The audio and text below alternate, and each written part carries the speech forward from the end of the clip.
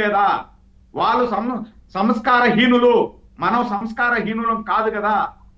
మనం సంస్కారయుతంగా ప్రవర్తించాలి కదా. మనం ఆ విధంగా మన ఆడబిడ్డను మనం మాట్లాడకూడదు కదా అని చెప్పి మాట్లాడుతున్నారు. ఎవరు? ప్రతిపక్షంలో ఉన్నటువంటి జగన్మోహన్ రెడ్డి గారి సతీమణి, నాకు సోదర సమానమైనటువంటి భారతమ్మ, నాకు సోదర సమానమైనటువంటి భారతమ్మను మాట్లాడితే కూడా మేము ఏ విధంగా అయితే నా తల్లిని బాధ పెడితే మేము బాధపడ్డామో అదే విధంగా భారతమ్మను బాధ పెట్టా మేము అదే విధంగా బాధపడతాం. అది మా సంస్కారం. అయినా వైసీపీ నాయకులు మాత్రం మారలేదు. దీనికి మారలేదు అన్న దానికి నిదర్శనమే నిన్న గోరంట్ల మాధవ్ ప్రవర్తించినటువంటి తీరు.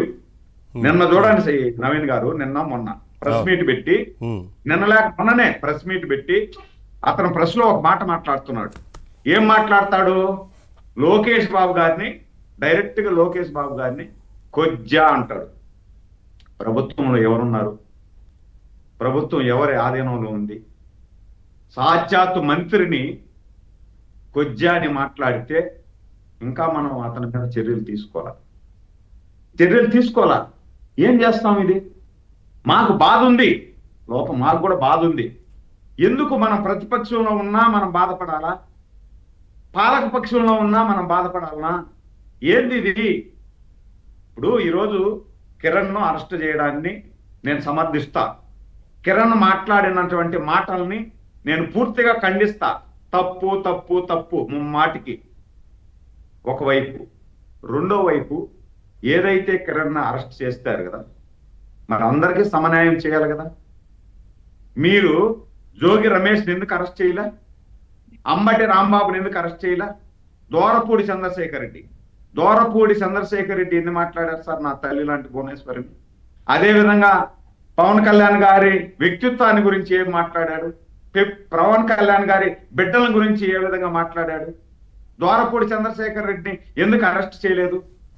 నిన్న అనంతపూర్లో అతనూరు కోరంపూడే అతనూరు నరికేస్తాము అంటాడు. అంటే నరికేస్తాము, ఇండ్లకు వచ్చి నరుకుతాం, మీ ఇండ్లలోకి వచ్చి నరుకుతాం. కారుమూరి ఇండ్లలోకి వచ్చి నరుకుతాం అంటారు. అంటే ఎంత కండ కావరం.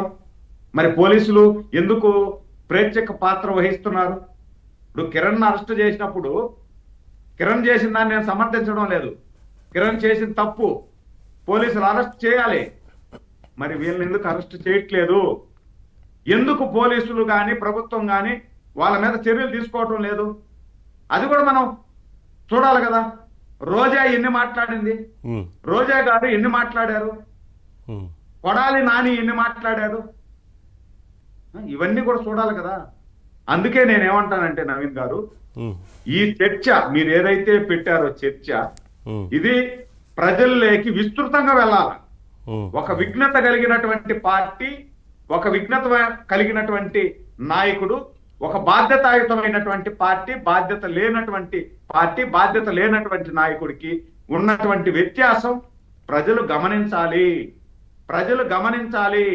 ఎవరికి అన్యాయం జరిగినా, irrespective of parties, irrespective of region, irrespective of వర్గం, ఏ వారికి జరిగినా ఈ ప్రభుత్వం ముందుంటాది.